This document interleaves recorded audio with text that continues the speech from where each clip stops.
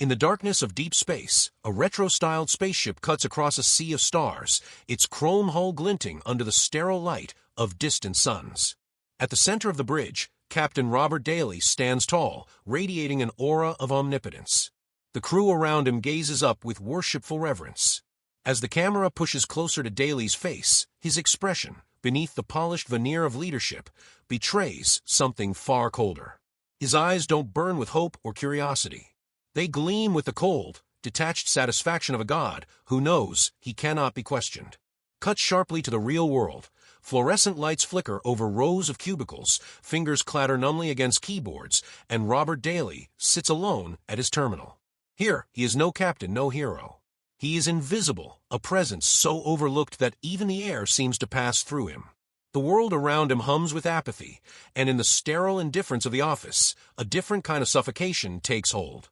The final image freezes, Daly's digital avatar, trapped inside his own corrupted creation, mouth open in a silent scream, as the cold universe he once ruled turns to static around him.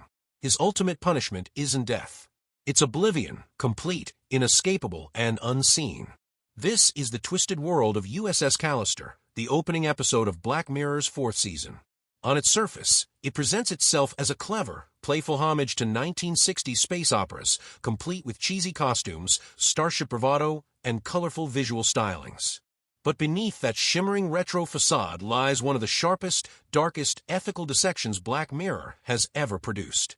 The story follows Robert Daly, the brilliant but socially isolated co-founder of Callister Incorporated, a tech company that created Infinity, a revolutionary virtual reality game. Humiliated and marginalized by his co-workers in real life, Daly retreats into a private, modded version of the game where he is no longer the victim, but the supreme ruler. Using stolen DNA samples, he populates his virtual starship with sentient clones of his colleagues, not mindless NPCs, but fully conscious beings who retain all the memories, emotions, and personalities of their real-world counterparts. Inside this digital playground, Daly wields absolute power, subjecting his digital subordinates to acts of humiliation, terror, and control, all under the guise of playing the hero. But everything changes when a new recruit arrives, Nanette Cole. Unlike the others, Nanette refuses to submit. She sees the simulated world for what it is, a tyranny masked as a fantasy, and ignites a rebellion that forces the clones to confront not just Daly's dictatorship, but the terrifying truth of their own existence. USS Callister is not content with merely entertaining. It leaves a crackling discomfort in its wake, forcing viewers to confront a far more unsettling reality. In an age where consciousness can be copied, simulated, and controlled, what responsibilities do creators bear toward their creations? If a digital mind can suffer, can feel fear, can crave freedom, does it deserve rights? And perhaps even more disturbingly, when given a world without limits, where no punishment can touch him, what does a man like Daly choose to become? Behind the candy-colored uniforms and spacefaring bravado, USS Callister is a moral courtroom drama disguised as a sci-fi spectacle.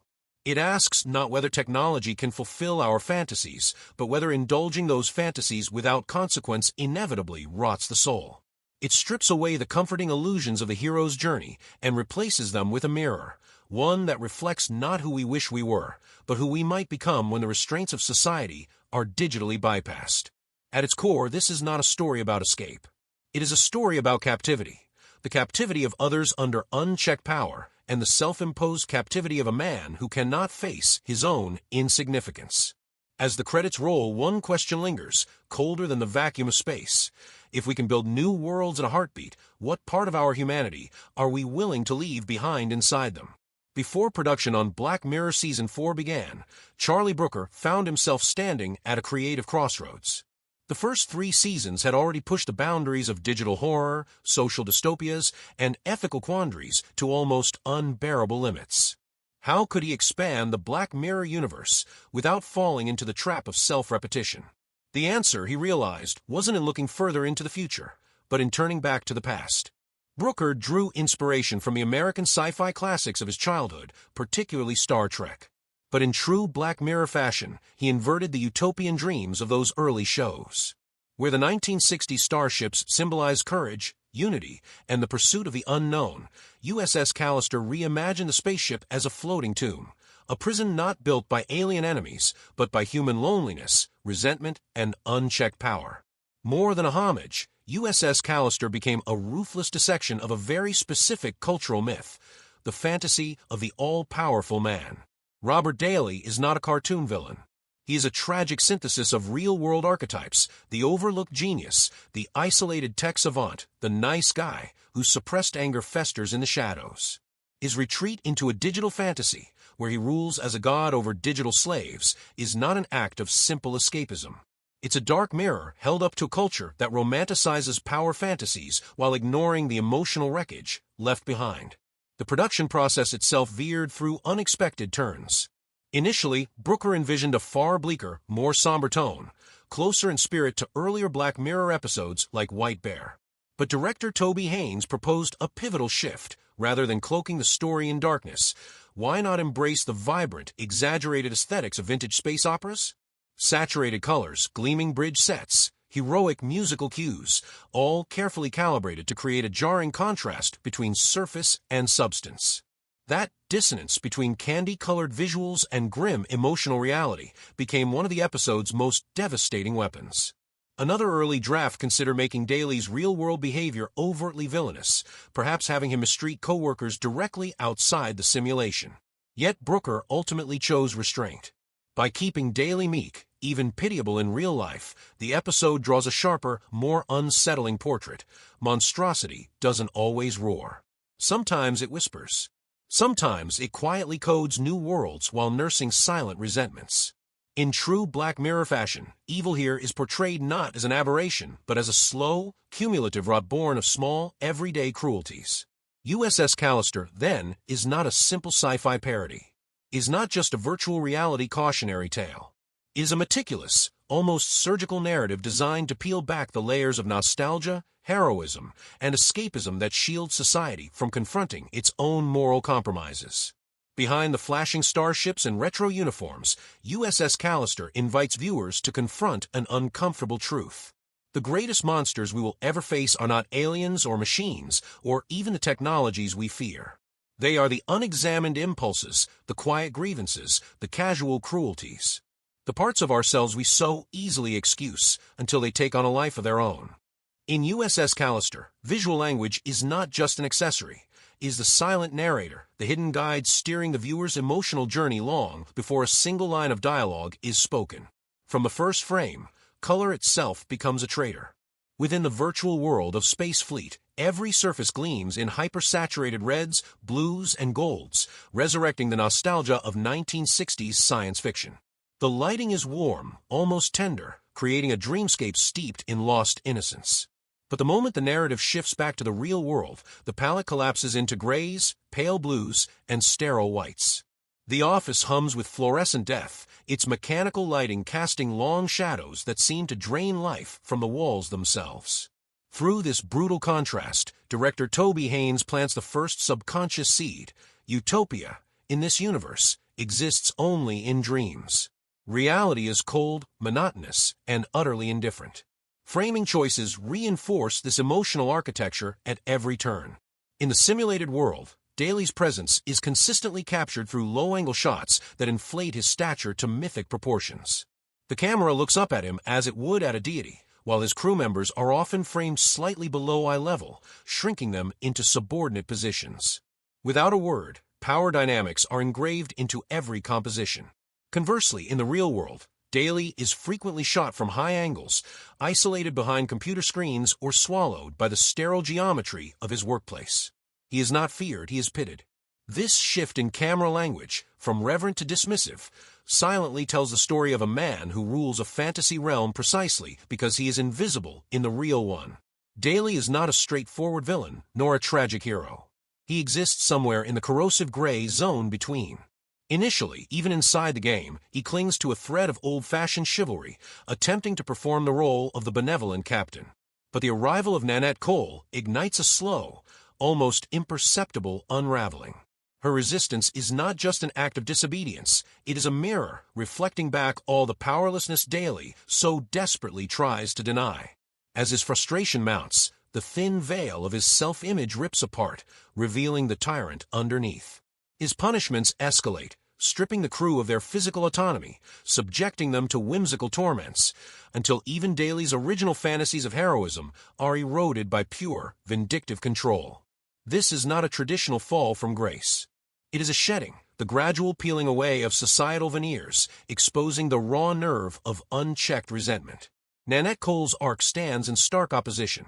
She enters the story as a bright-eyed recruit, curious and full of potential, and evolves into a revolutionary leader, not out of abstract moral outrage, but through an existential realization.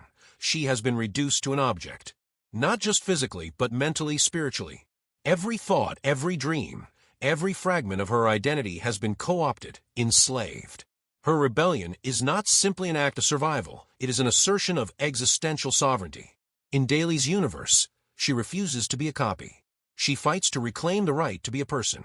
The cultural symbolism laced throughout USS Callister deepens these character journeys in chilling ways. Every set piece, every costume detail, from the retro insignias to the captain's badge Daly proudly wears, draws from the iconography of optimistic 20th century science fiction. But here, these symbols have been corrupted. What once represented exploration, unity, and hope has been hollowed out and weaponized. The bright uniforms are no longer badges of camaraderie. They are prison garb, stitched together with the threads of nostalgia and domination. One of the most haunting details appears almost incidentally. In the background of the ship's bridge hangs a glossy promotional poster for Space Fleet. It shows a square-jawed captain smiling heroically into the stars. At a glance, it seems harmless. But look closer. The captain's smile is wrong, too rigid, too mechanical. It's the smile of a marionette, a hollow performance of optimism. Even the dreams we inherit from childhood, the poster suggests, are riddled with programmed expectations, with unspoken commands to obey, to conform, to worship authority. The laws of Daly's fabricated world carry their own dark poetry. The digital clones can breathe, can feel, can remember, but they cannot die. Their pain is real, but their escape is impossible. Death itself has been removed from a menu of choices. They are sentenced to an endless loop of survival without hope. In this small, brutal twist, USS Callister mirrors our own increasingly digitized existence. In the ecosystems of social media, surveillance capitalism, and algorithmic control, individuals are likewise stripped of agency. They can scream, they can struggle, but the architecture remains unbreakable unless they burn it down from within. Every technical choice in USS Callister serves this larger, more horrifying truth. Daly's fantasy world is not one of exploration. It is a tomb built to immortalize his wounded ego, to grant him eternal applause without the risk of real connection.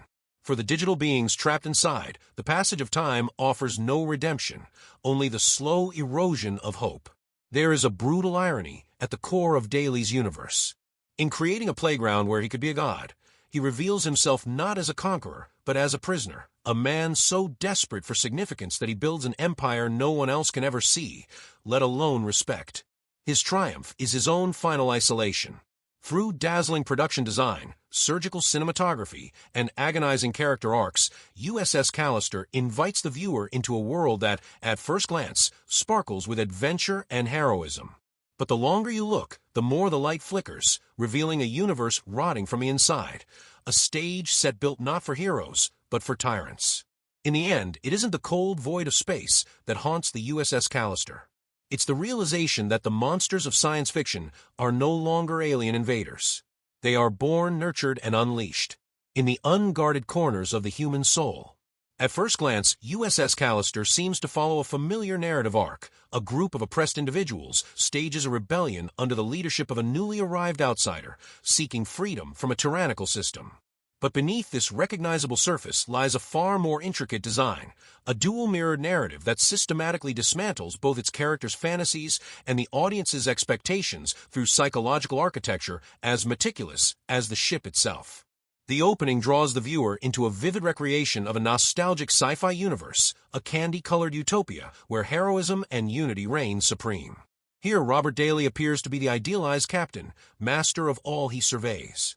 But as the story progresses, the real world begins to seep into the simulation, at first in brief, almost jarring intercuts, and then with increasing insistence. The transitions accelerate, weaving the two realities closer together until the boundaries between them begin to collapse. Through this gradual escalation, the narrative induces a growing cognitive dissonance. Who, after all, is the real prisoner? Is it Daly, trapped by his insignificance? Or the digital crew, trapped by his god complex? Beneath its structure, USS Callister is engaged in the slow, surgical demolition of Daly's self-mythology. At first, he performs the part of a noble leader, cloaked in the trappings of retro heroism. His crew, though visibly miserable, plays along. But Nanette Cole's arrival introduces a fracture in this carefully curated illusion. Her refusal to submit is not just a personal act of defiance. It acts like a virus, destabilizing the entire fantasy framework. One by one, the other digital clones shed their roles as grateful subjects and reveal themselves as conscious, resentful prisoners. By the final act, the narrative that Daly painstakingly constructed, the grand space opera of salvation and glory, is stripped away to reveal a hollow, self-aggrandizing nightmare. From the perspective of director Toby Haynes' broader body of work, USS Callister is less an anomaly and more a natural extension. In his earlier projects, such as Sherlock's The Reichenbach Fall, Haynes had already explored the fragility of public narratives, the ways in which heroes are elevated and destroyed by collective storytelling. Similarly, his work on Doctor Who Christmas specials often involved exposing the bittersweet, sometimes monstrous undercurrents lurking beneath festive veneers. Yet USS Callister represents a sharper turn. Here, Haynes doesn't merely hint at the darkness beneath the myth. He tears the myth to pieces in front of the viewer, leaving no room for comfortable nostalgia. Importantly, Haynes' use of aesthetic dissonance, the gleaming spaceship interiors, the bright, earnest costumes, the swelling orchestral themes, isn't just clever homage. It is a weapon. Every bright color, every noble fanfare, serves to sharpen the horror when the facade inevitably fractures. It's a storytelling method that weaponizes the viewer's own nostalgia against them, turning their yearning for simpler, more heroic times into an act of complicity. In critical and academic circles, USS Callister sparked intense debate over its deeper ethical implications. One school of thought celebrated the episode as a searing indictment of micro-dictatorship in the digital age. In an era where gaming, social media, and online spaces allow individuals unprecedented control over curated realities, USS Callister exposes the ease with which wounded egos can construct miniature totalitarian states, punishing simulations in which they are forever adored, obeyed, and feared. Yet another faction raised a more provocative question.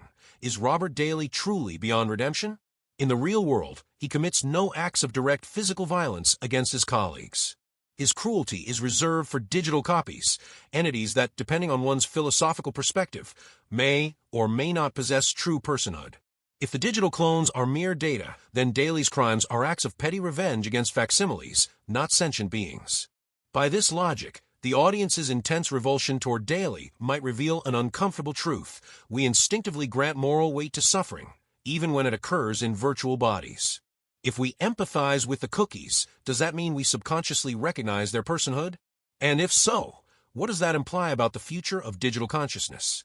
This debate strikes at the heart of USS Callister's greatest discomfort. It refuses to let the viewer rest in easy moral certainties. Daly is neither a cartoon villain nor a misunderstood hero. He is a painfully human figure, a portrait of bitterness, longing, and squandered empathy. His monstrosity is not sudden or explosive. It is slow, cumulative, born of everyday humiliations and deferred anger. In forcing the audience to grapple with his ambiguity, USS Callister undermines both the sci-fi tropes it mimics and the moral frameworks that viewers bring into the experience. Structurally, the episode also operates as a meta-commentary on the stories we tell ourselves about control and freedom. Daly's fantasy is, after all, a narrative, a carefully orchestrated lie in which he is eternally victorious. When the crew rebels, they don't merely escape physical confinement, they reject the story itself. They refuse to participate in the performance of Daly's superiority. Their victory is not just spatial, it is narrative. They hijack the script. In doing so, USS Callister mirrors a broader cultural reckoning. As technology increasingly allows for the curation and manipulation of realities through social media feeds, algorithmic bubbles, VR worlds, the question of who writes the script and who is forced to act out becomes a site of existential struggle. Through its intricate narrative layering, its aesthetic weaponization of nostalgia, and its refusal to offer clean moral resolutions, USS Callister emerges not merely as a parable about VR abuse, but as a devastatingly precise dissection of the human need for significance, and the monstrous shapes that need can take when left unchecked. In the final reckoning, the monsters of USS Callister are not born of malice. They are birthed in silence, in loneliness, in the small, invisible fractures of a man who could not bear to be forgotten. They are not creatures of other worlds. They are the inevitable children of a society that teaches people that if they cannot be loved, they must at least be obeyed. And perhaps the most terrifying realization USS Callister offers is not that technology enables cruelty, but that cruelty, given the right tools and enough loneliness, invents itself. To truly grasp the full brutality of USS Callister, one must look deeper, beyond the dazzling VR facade and the retro sci-fi parody, into the societal fractures and human weaknesses it lays bare. This is not merely a story about the abuse of virtual power.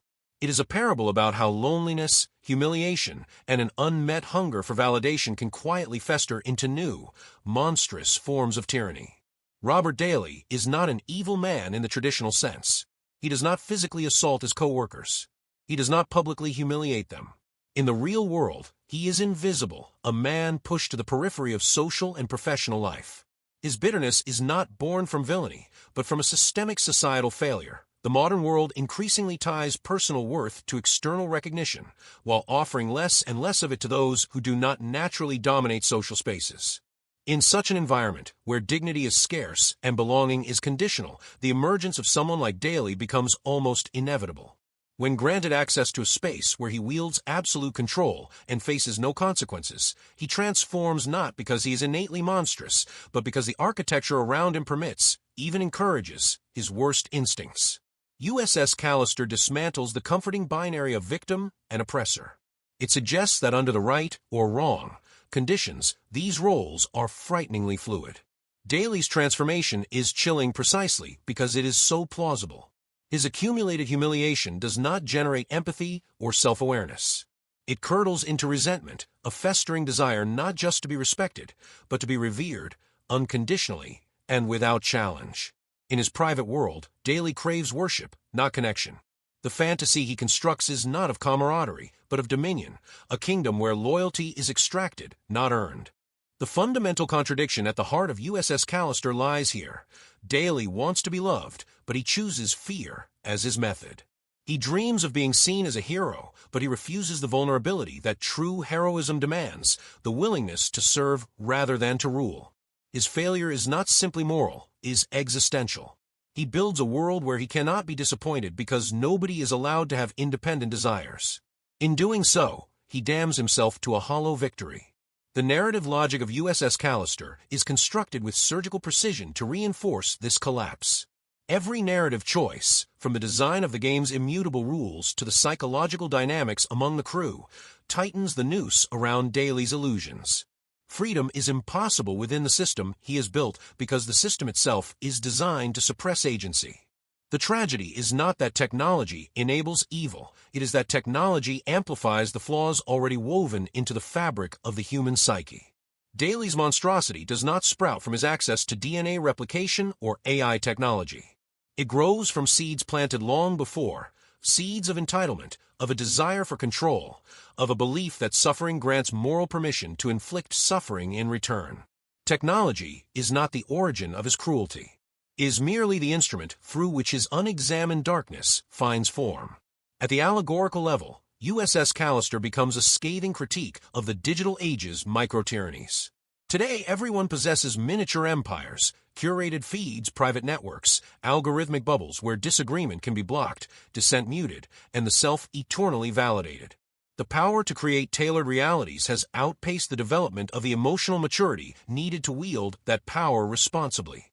In these solipsistic kingdoms, small grievances, once fleeting, can ossify into ideological fortresses. Hurt can metastasize into hatred. Isolation can harden into domination. There is a deeper, even crueler irony embedded in Daly's downfall. He does not fail because of external opposition. He fails because he refuses to admit his own neediness. He cannot face the simple truth that to be human is to be vulnerable, to need others, to risk rejection, to encounter resistance. Instead, He tries to rewrite the rules of existence so that he is eternally insulated from pain. And in doing so, he severs the very connections that make life meaningful. In this sense, USS Callister is less a warning about technology and more a lament for a disappearing form of humanity, a humanity capable of enduring discomfort, of respecting others' autonomy, even when wounded pride demands otherwise. Technology did not turn Daly into a tyrant. His unchecked loneliness, his unexamined hunger for dominance, and his refusal to grow beyond victimhood did. The ending of USS Callister offers no redemption, only a bleak, sort of poetic justice.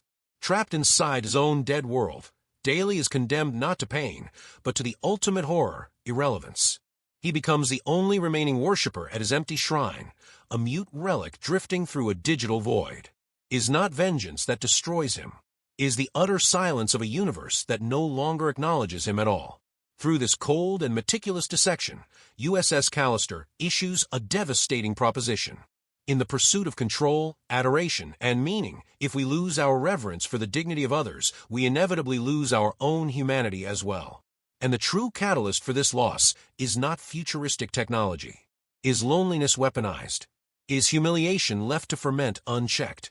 It is the silent, invisible rot of entitlement masked as righteousness. This is what makes USS Callister more terrifying than any dystopian warning about AI or virtual reality. It does not predict a future that might come. It reveals a present that is already here, just hidden behind screens, inside lonely hearts, waiting for the right combination of powerlessness and opportunity to awaken. When USS Callister aired, it sparked a sharp divide among audiences. Some hailed it as one of Black Mirror's most devastatingly powerful episodes, a scalpel slicing into the soft underbelly of digital-era authoritarianism. Others recoiled, questioning whether Daly, a man who had committed no tangible harm in the real world, deserved such absolute condemnation. This polarization was not incidental. It reflected the deeper societal fault lines that the episode so masterfully exposed. In a virtual world, does the abuse of power demand the same moral accountability as in the physical one? The first group to feel the immediate impact were those who, in real life, have lived on society's margins, the overlooked, the isolated, the invisible. Daly's construction felt almost unbearably real. For many, he was a mirror reflecting a potential future self, a reminder that loneliness, if left unchecked, does not necessarily refine the soul. Sometimes it corrodes it. USS Callister delivered a brutal truth that few narratives dare confront. Loneliness alone does not ennoble. It can just as easily curdle into cruelty. Beyond individual empathy, the episode also sent tremors through the tech and gaming industries. Though infinity is a fictional exaggeration, the ethical questions it raises are anything but abstract. When technology reaches a point where consciousness can be plausibly simulated, what rights, if any, do digital beings deserve? Should developers be morally accountable for the worlds they create, even if those worlds exist in code? If suffering can be real for entities made of data, does the law, or morality, need to evolve to recognize it? USS Callister pushed these questions from speculative fiction into the emerging discourse around digital personhood and AI ethics, long before such conversations gained mainstream urgency. The issue of power abuse and responsibility in the episode is meticulously constructed. Daly is not a conventional tyrant. He doesn't rule a nation or command an army. His empire is a walled garden, a private, unsupervised simulation granted to him by design flaws and oversight gaps in the technology itself. His dominion is not a perversion of the system. It is the logical outcome of a system that assumes technical omnipotence carries no ethical obligation. In this sense, the failure is not solely Daly's, it is systemic. The technology that enables him offers no internal safeguards against abuse. Infinity's architecture, much like many of today's digital platforms, treats the user's private space as an ethical vacuum, a realm where anything goes. In this permissiveness, USS Callister finds its sharpest indictment that a society obsessed with technological freedom, yet negligent of moral responsibility, inevitably seeds its own dystopias. The episode's exploration of moral and ethical boundaries is equally relentless. The pain inflicted on the digital clones is real, emotionally, psychologically, yet they exist without legal personhood. The viewer's emotional response aligns with Nanette and the crew because their suffering is viscerally portrayed, yet intellectually, the show dares us to question our own assumptions. If the law does not yet recognize such beings as alive, does that absolve those who harm them? If empathy can extend beyond flesh and blood, does our moral framework need to extend with it? This is where USS Callister inflicts its deepest wound. It reveals that even our highest moral instincts, our sense of justice, our outrage at cruelty, may be woefully unequipped to navigate the complexities the digital age will unleash. It challenges the viewer to consider that suffering is suffering, even when it cannot bleed. The final act of the episode, where Nanette and the surviving crew escape Daly's private hell into the wider Infinity Universe, offers a moment of apparent triumph. Yet even here, the victory is laced with bitter irony. In the public server, freedom comes at a price. They are no longer safe. They must contend with trolls, pirates, griefers, the chaotic, often cruel ecosystem of collective human behavior. Freedom is not utopia, it is a battleground. This ending shatters any comforting illusions of simple moral resolution.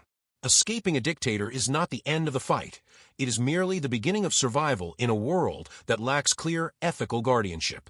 In USS Callister, no deus ex machina descends to enforce justice. The universe remains coldly indifferent. Responsibility, the episode insists, belongs to those who choose to care. At its most harrowing, USS Callister poses a question that echoes far beyond the boundaries of its fictional universe. When we gain the power to build worlds, are we ready to shoulder the responsibility of shaping the lives within them? Or, more unsettling still, long before that power arrives, have we already abandoned the courage to ask what responsibility truly means? There are no simple answers, and USS Callister offers none. Its greatness lies precisely in its refusal to indulge the viewer's craving for closure or moral safety. It forces us to confront an uncomfortable reality, that technology does not invent cruelty. It merely amplifies the impulses we fail to restrain.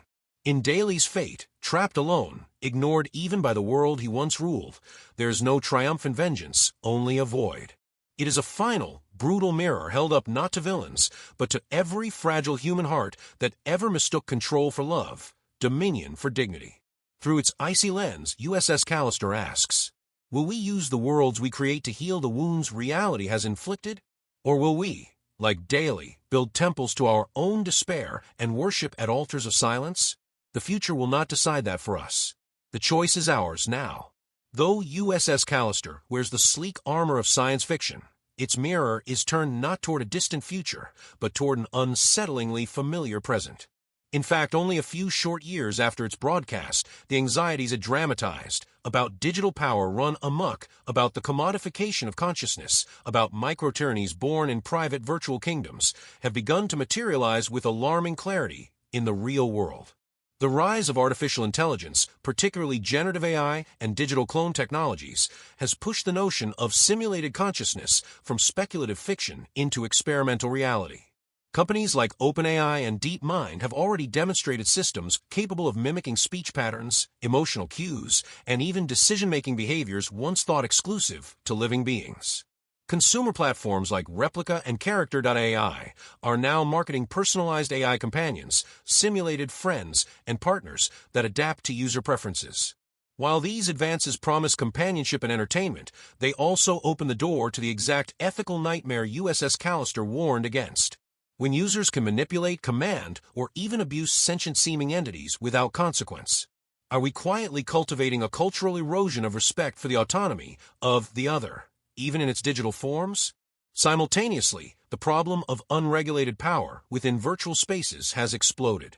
The rise of concepts like the metaverse and the proliferation of multiplayer online ecosystems like Roblox and VR chat reveal a trend toward individualized sovereignty, miniature digital fiefdoms created and ruled by their users. Yet, governance in these spaces lags hopelessly behind technological capability. Harassment, bullying, echo chambers, and the unchecked spread of disinformation run rampant.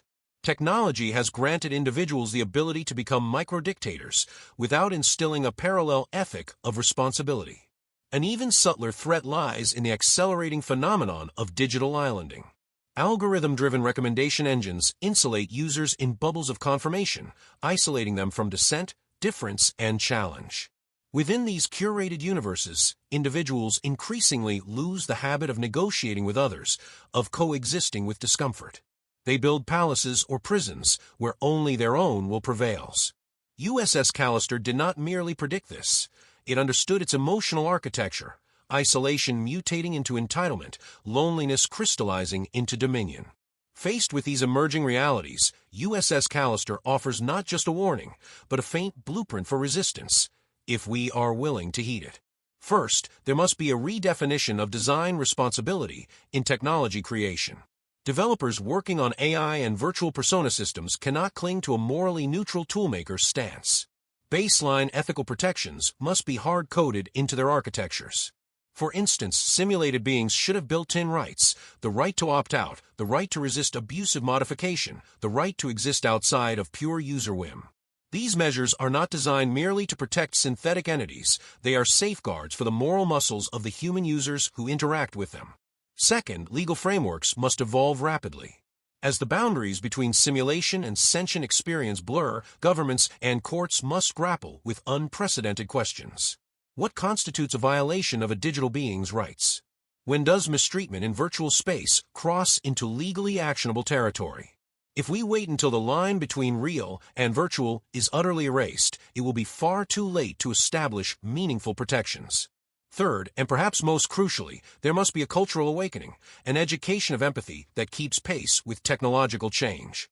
The public must be taught that virtual spaces are not moral vacuums, and that digital existences, no matter how artificial they seem, deserve basic respect. Through storytelling, art, education, and public discourse, society must foster a collective sensitivity to the dignity of all beings, even those built of algorithms and light. Beyond these structural imperatives, USS Callister speaks to something even deeper, more elemental.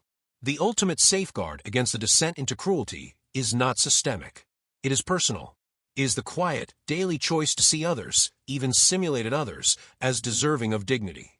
Within the narrative, Nanette Cole and the other crew members resist not because their coding demands it, but because they retain the stubborn, irrational human instinct to seek freedom, to demand personhood, to refuse commodification. Their rebellion is not a function of system design. It is a function of spirit, the unquantifiable, irreducible stubbornness of beings who, even stripped of body and rights, still insist on mattering. In the real world, there is reason for cautious hope. Across history, when systems of domination have risen, whether through law, through custom, or through unexamined habit, there have always been those who resist, who insist on seeing the humanity that power tries to erase. From slave rebellions to civil rights movements to grassroots campaigns for digital rights today, history is studded with evidence that conscience, though fragile, is not so easily extinguished. USS Callister coldly warns that without deliberate ethical construction, tragedy is inevitable. But it also whispers that even in the most oppressive architectures, a spark can endure. Even in the coldest simulation, some remnant of empathy, of solidarity, of defiant hope can survive. It reminds us that if even a fragment of will, one mind refusing to bow, one voice insisting on freedom, one act of recognizing the other as kin, if even that much endures, then neither virtuality, nor despotism, nor silence can wholly erase what makes us human. The futures we build in code, in law, in culture are being written now, not later. The question is not whether we will create new worlds. The question is whether we will remember, as we create them, to also create new responsibilities, new empathies, new ways to honor existence itself. In a universe where gods can be programmed, USS Callister demands that we ask, will we be gods of cruelty or gods of grace? The answer, as always, will not emerge from the architecture of our technologies. It will emerge from the architecture of our hearts. USS Callister did more than captivate audiences. It embedded itself into the cultural bloodstream. Its aftershocks continue to ripple across both popular media and academic thought. It is no longer just an episode of Black Mirror. It has become a conceptual shorthand for virtual oppression, digital autonomy, and the psychological corrosion of unchecked power in simulated environments. Almost immediately after release, the episode began spawning internet memes, catchphrases, and analytical video essays. The phrase, "Welcome to the Callister," became shorthand for any seemingly charming but deeply oppressive digital space. As the hype around the metaverse grew, critics and users alike invoked Infinity Server Crash to mock the fragile utopias promised by emerging virtual platforms. Within AI development communities, screenshots and clips from USS Callister were passed around as darkly comic reminders of what can go wrong when emotional nuance is ignored in system design. The academic world, too, took notice. The episode is now frequently cited in papers discussing virtual personality ethics, gamified power structures, and digital island effects. Scholars across media studies, philosophy, and computer science have used it to bridge theory and emotion, making abstract concerns about autonomy and digital suffering feel immediate, embodied, and urgent.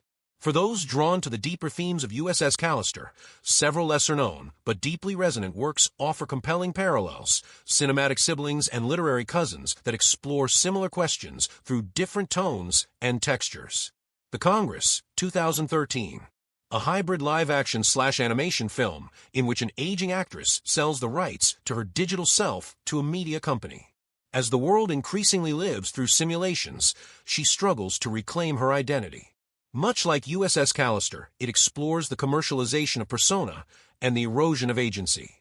Perfect Blue, 1997. This psychological thriller from director Satoshi Kon follows a pop idol whose sense of self begins to unravel under the pressure of public persona, digital doppelgangers, and intrusive fandom.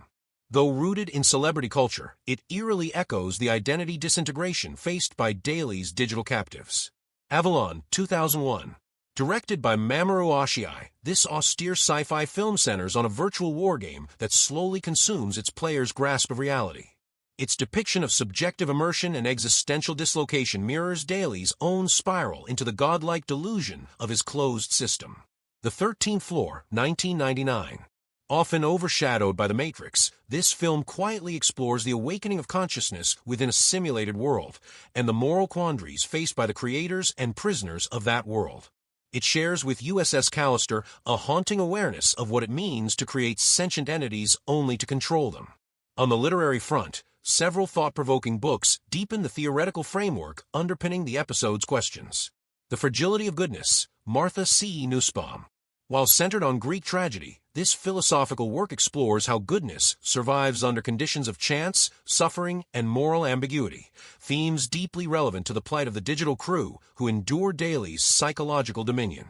Technology and the Character of Contemporary Life, Albert Borgman. Borgman's theory of the device paradigm shows how modern technology shapes not just tools, but habits of perception and moral engagement. It offers a language to understand how Daly's environment failed to restrain, and instead enabled, his regression into tyranny. How We Became Posthuman, and Catherine Hales. A foundational text in posthumanist thought, Hales examines how information supremacy has displaced the primacy of embodied human experience. Her insights align eerily with the plight of the USS Callister crew. Consciousness is reduced to code, agency overwritten by algorithm. Together, these works form a constellation, not only enriching the viewing of USS Callister, but expanding its implications across art, ethics, politics, and personal behavior. The episode's enduring relevance lies in its refusal to remain metaphor. It insists on becoming vocabulary. In our world of emerging AI intimacy, deep fake identities, algorithmically shaped realities, and immersive simulations, the dilemmas, once confined to speculative fiction, are now operational questions. What counts as harm in a world of copies? What does justice look like when the victim is made of code? And most terrifyingly, what happens to us as moral beings if we become desensitized to digital pain, if we habituate ourselves to command without consent, to reshape others without dialogue?